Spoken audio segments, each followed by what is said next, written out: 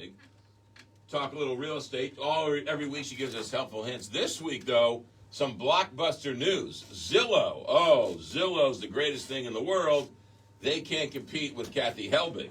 Good morning, Kathy Helbig. Good morning. So Zillow says they're getting out of the real estate game right after they said they were getting into the real estate game. Yes, 2 weeks ago they announced that they were going to halt their iBuyer program, which people that don't know what iBuyer is, it stands for instant offer, basically, is what it is. And so they were halting it for the remainder of the year. They started it about 3 years ago. And their reasoning 2 weeks ago was that it's because they have so many homes backlogged that they can't get the work done to them to turn them around quick enough to get them back on the market. Because the difference with Zillow's iBuyer program versus some other buyers out there now is they weren't buying and holding, they were buying and flipping. Got it. So by their own admission, which everyone in the real estate world is enjoying this admission a little bit, probably too much this week, is that by their own admission, their own algorithms could not keep up with the true values of homes. Right. Which is what we have been saying for years when Zillow first came out and started doing Zestimates. Granted, I will give them credit, they got better, and there are some areas that they could be close, but there was also other areas that they were so far off. How do you know if yours was the one that was close or not close? Right. You know what I mean? So Yeah. it was still always kind of hard to just go by Zillow, but so many homeowners do. So to see them come out and just say, listen, we're losing so much money because of the homes that we're buying in this unprecedented market, number one. And number two, because we're using our algorithms to help us price these homes and then also try to figure out what the future price is going to be when we flip it. We've lost, I want to say it was $500 million or something like that. So just so I understand this right, Zillow basically said we're using our own data and our own information and we can't do it correctly.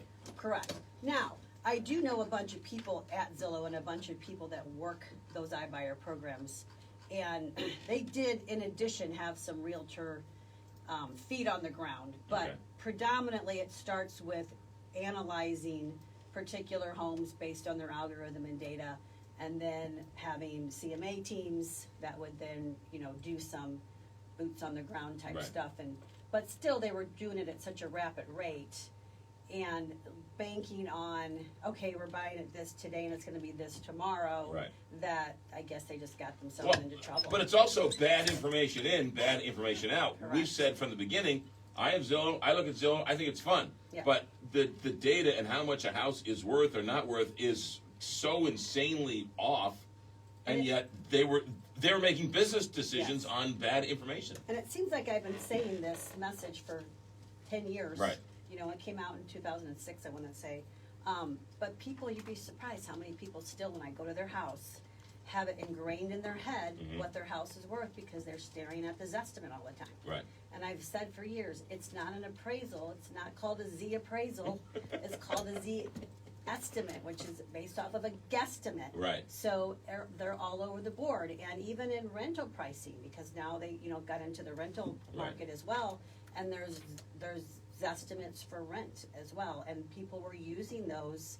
I know personally people were using those as guidelines for their investment properties to say, what does Zillow say it's worth as a rental property right now? Right.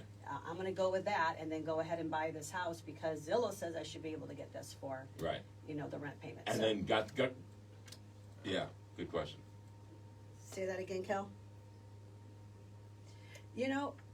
I think they're just going to get back to their roots. Like they're still always leading the curve with data. Like they are the data king.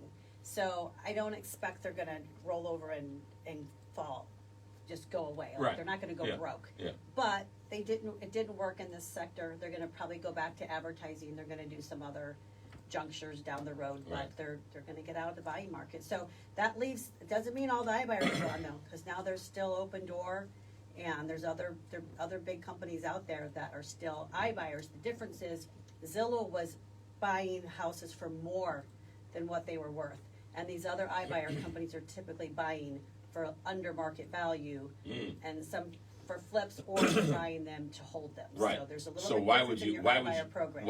Why would you sell your house for less than what you can get on the open market? In this type of market, which is why we were all scratching our heads going, how is Zillow doing this? You know, because the other iBuyer programs don't have that model. They're not paying over market rate. Right. And so we kept going, they must know something we don't know, we must know something else, and now they went, whoop, we made a mistake. It turns out Yeah. Kathy Helbig knew more than Zillow. That's for sure. Lots of us did. But yeah. you know, the truth is, if you want to buy your house or sell your house now, they can call you, and Yes. you can do the same things that any of these other things can Right, do. and like we talked about I think it was last week's show, it's still a market where it's pretty hard to underprice, but Zillow's proven that you can't overprice at this point. So you do have to have that mind shift. I had this conversation with somebody yesterday.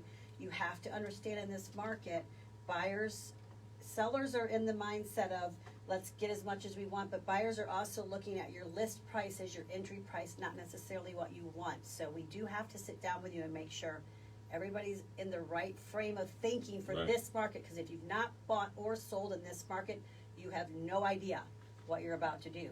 And so you really need to sit down and let us kind of explain to you how it's done and what's gonna work best for you to get you to your goals. So buying or selling, you're walking into a buzzsaw. You really are. Yeah. That's why she's our secret weapon. But you could come out a really nice, crafted, Yeah, it's a nice little woodworking, yes, it's absolutely. done right, you're not gonna be chopped up into pieces necessarily. Ladies and gentlemen, she's my secret weapon. And I'll loan her out to you, but when I need her, I need her back, and she can work for both. But make sure she's got time for me, her and the staff at Kathy Helbig. 314-276-SOLD. 314-276-SOLD or KathyHelbigGroup.com. You want to buy your house fast, you want to sell it fast, or anything in between. Next spring, you want to get a house in the market now or in the fall, she is your go-to. 314-276-SOLD or KathyHelbigGroup.com. She's better than Zillow. That's a fact. All right, thanks, Kathy. 7:44.